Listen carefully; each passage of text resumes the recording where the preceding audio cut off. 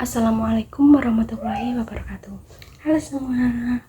Pada kesempatan kali ini saya akan mempresentasikan hasil analisis saya mengenai penentuan upah pada gig ekonomi studi kasus ojek online atau ojol dalam kerangka wage setting, price setting pada teori Blanchard tahun 2017. Sebelumnya, perkenalkan nama saya Masayu Okta Dwi Hartanti dengan NIM belakang 039.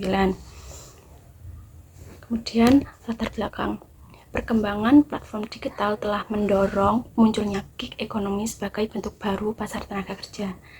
Di Indonesia, ojek online menjadi sektor gig ekonomi terbesar yang menyerap jutaan tenaga kerja. Namun, sistem upahnya berbeda dengan sektor formal karena tidak berbasis upah minimum dan hubungan kerja tetap. Nah, mengapa saya memilih kasus ini, kasus ojek online? Yang pertama, yaitu ojek online atau ojol merupakan salah satu fenomena gig ekonomi terbesar di Indonesia. Yang kedua, mengandung isu upah, fleksibilitas kerja, dan perlindungan sosial. Dan yang terakhir, relevan untuk mengilustrasikan konsep wage setting, price setting, mismatch, dan natural of employment. Selanjutnya yaitu konsep wage setting, price setting dalam teori Blanchard. Nah, wage setting dapat ditentukan melalui negosiasi antara pekerja dan perusahaan. Yang kedua, dipengaruhi bargaining power, kondisi pasar tenaga kerja, dan kebijakan upah minimum.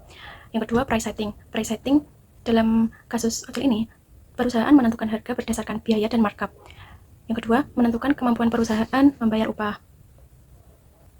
Nah, penentuan upah dalam gig ojol ini, upah itu tidak ditentukan melalui kontrak kerja dan upah minimum regional atau UMR, melainkan upah berbasis tarif per perjalanan, insentif, dan bonus, dan sistem algoritma platform. Dalam struktur upah pengemudi ojol ini, komponen utama pendapatan yang pertama yaitu tarif berdasarkan per kilometer, yang kedua tarif minimum perjalanan, yang ketiga insentif harian atau mingguan, yang keempat potongan komisi platform. Contoh struktur ojek online motor, tarif dasar yaitu 2.000 sampai 2.500 per kilometer, tarif minimum 8.000 sampai 10.000 per trip, komisi platform sebesar 20%, insentif harian berbasis target atau jumlah order dan jam online. Nah, data pendapatan ojol harian dan bulanan, di situ pendapatan hariannya sebesar 150 sampai 250, pendapatan bersih atau setelah biaya dikurangi bensin yaitu 30.000 sampai 50.000 per hari, dan perawatan pulsa dan data sebesar 20.000 per hari. Nah, di sini saya tuliskan pendapatan bersih harian sebesar 100.000 sampai 150.000, dan pendapatan bersih bulanan atau 26 hari kerja sebesar 2,6 juta sampai 3,9 juta.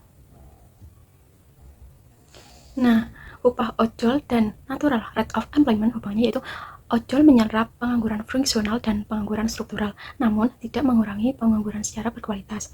Banyak pekerja berada pada kondisi setelah menganggur. Nah, natural rate of employment tetap tinggi karena produktivitas yang rendah dan perlindungan kerja yang minim.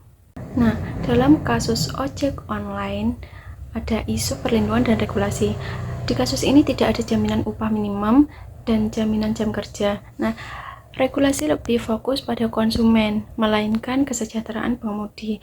Jadi, regulasi tarif itu tidak berpihak ke pengemudi, tapi lebih ke konsumennya. Untuk dampak ekonomi makronya yaitu dari perspektif makro, menurunkan pengangguran jangka pendek, tidak meningkatkan produktivitas jangka panjang, dan upah fleksibel menekan daya beli. Hal ini berpotensi memperbesar atau memperlebar ketimpangan pendapatan. Nah, implikasi kebijakan pada kasus ini diperlukan regulasi upah minimum sektorial gig ekonomi, transparansi algoritma penentuan tarif, skema perlindungan sosial berbasis platform yang tujuannya menjaga fleksibilitas tanpa mengorbankan keadilan upah.